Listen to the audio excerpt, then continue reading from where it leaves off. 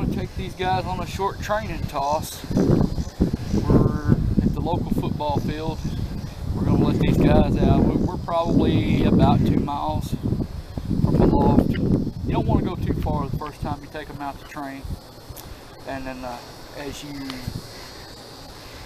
when they all start making it home pretty fast from one location, then you can move out a little farther. Say go 2 miles, then you can go up to 5, then up to say 7, 7.5, something like that, up to 10. And they say once you get out to about 20 miles, at that point you can start going 50, 100, 150 if you choose to, all the way out to 600. But these guys have never been on a training toss before. They look a little nervous. They don't know exactly what's going on. But we're going to turn these guys loose, and we'll be right back with you in just a second. We're gonna get these guys set up and get them ready to go.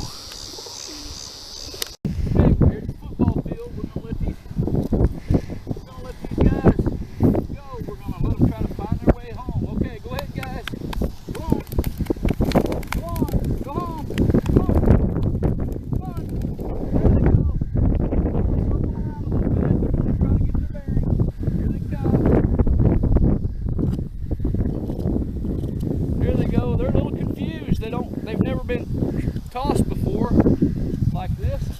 They're not sure. See how they're all scattered? You'll see in later videos as they get trained, you'll see them, they will fly together in a fairly tight pattern. They'll learn to fly together pretty much in unison. But they'll get their bearings here in just a little bit. It'll take them a little longer probably this time than it normally would.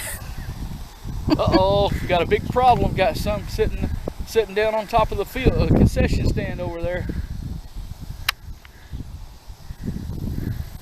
I don't want to sound cruel, but if you take some birds on a 2-mile training toss and they don't make it home, you didn't want them in your breeding program to start with. I mean, that sounds cruel, but if they can't make it home from 2 miles, how are you going to get a bird to make it home from 600 miles? Those guys sit down over there, they just a little confused. They don't know exactly what's going on. We still got, there's 4 of them just flew over. There's still about 5 or 6 of them up here in the air. And they're going to get their bearings and they're going to head toward home. They're just flying around. They're not sure exactly where they are. From this location, when they get their bearings and they figure out which way's home and they go home, the next time we bring them to this location, I guarantee you, they might circle once or twice, but then they'll head straight home because they'll know exactly where it is. They remember a location. Out to about 20 miles, pigeons find their way home by using landmarks, just like you or I would. They know where they are and they know which direction home is. After about 20 miles distance, that's why we only train them out to about 20 miles before we start jumping them up, 50 to 100 miles at a time, because after that point they have receptors that pick up the Earth's electromagnetic field, and they know which general direction is home, and they use that to get them close enough to home that they can recognize landmarks and go the rest of the way. But usually out to about 20 miles from home, they'll use landmarks.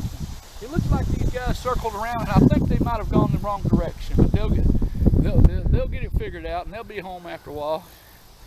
And there they are. There they are. I don't know if they'll pick up on the camera, but they're over there circling in the next field. They should come around again here in just a second. Might be able to see them. I don't know if the camera's picking them up or not. Just above those pine trees, though. You can see them just through in the clearing for a split second or two at a time. Above those pine trees over there.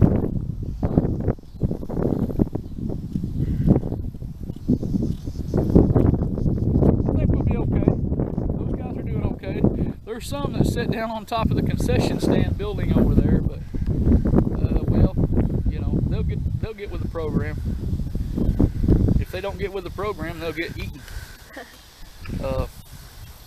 Typically speaking, you don't want to you don't want a homing pigeon to sit down anywhere between the release point and home, because the chances of a natural predator such as an owl at night or a hawk during the day being able to grab these guys is a lot higher if they're sitting down, if they're perched on something. If they're flying, a hawk has a hard time catching up to these guys. Now a falcon could, but you know, peregrine falcon or something like that, they go into a dive and they can catch a pigeon easily because they can go so fast when they go into a dive. But here in northeast Arkansas, we don't see too many peregrine falcons, so we have basically just common hawks. And as long as these guys are flying, the hawks usually don't have much to worry about with hawks. But we're going to cut this video off, and